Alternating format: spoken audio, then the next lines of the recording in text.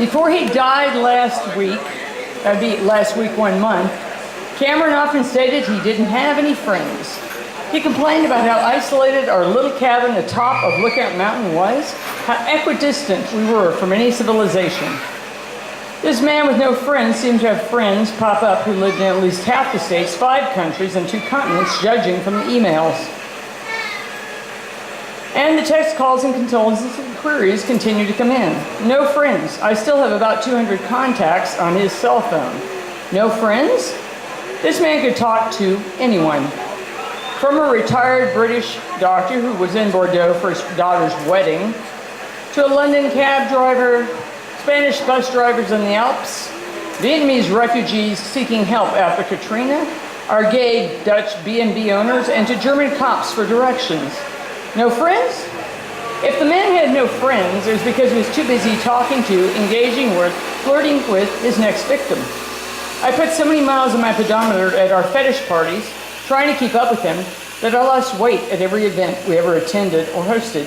He would float around, working the room, while I trailed behind in stilettos, of course, and when a French woman stole everything but his passport on a boat out from Saint Martin, he was able to finagle his way past the purser without a boarding card, just as the hawsers were being cast off. Talk to his mother about his lack of friends. She will tell you the child who dashed off the minute her hold loosened, intent on his next unwilling soul. Engaged in anything that he found fascinating. The whole world was fascinating to Cameron, every bit, so everyone was a victim. He could talk cars, guns, motorcycles, politics, women's rights, the relative merits of organic versus GMO foods, whether climate change was real or fantasy, what was the best roses for any area, how to tie a tie properly, where to buy the best shoes and suits, and what dog should be fed. Apparently, to my surprise and consternation, not dog food. How to string a weed whacker as well as a bow, how to catch a fish and cook it properly, and what vultures prefer to eat. And distinguish their personalities, really. Who knew?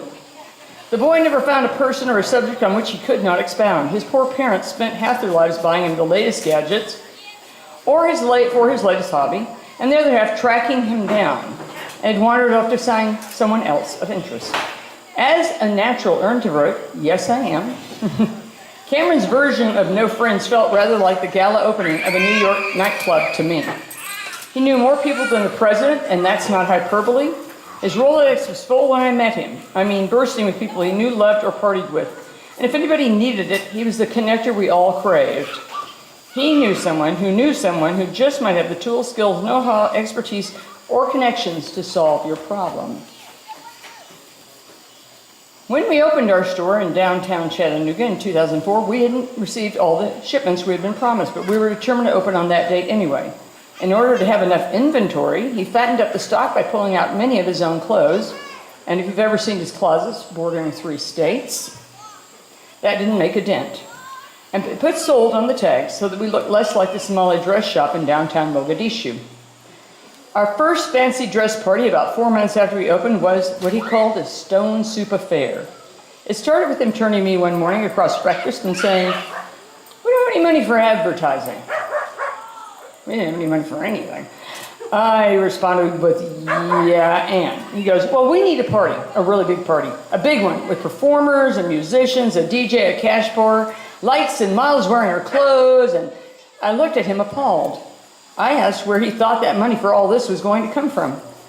Stone soup, baby, stone soup. He flipped open his Rolodex, which had only gotten fatter since he moved to Chattanooga, and started making calls. Within 3 weeks, we had 6 hours of entertainers, a fully stocked and donated bar, and people coming in from Atlanta, Nashville, and Knoxville to see what Mr. Cameron had wrought. We had planned on 60 to 100. After 250 crowded the venue, we stopped counting because we weren't allowed to have more than 250, but we had more than 314 tickets turned in. And we partied until 4 a.m. in the morning when they were finally forced to close the establishment, and we bribed them to the hotel with champagne.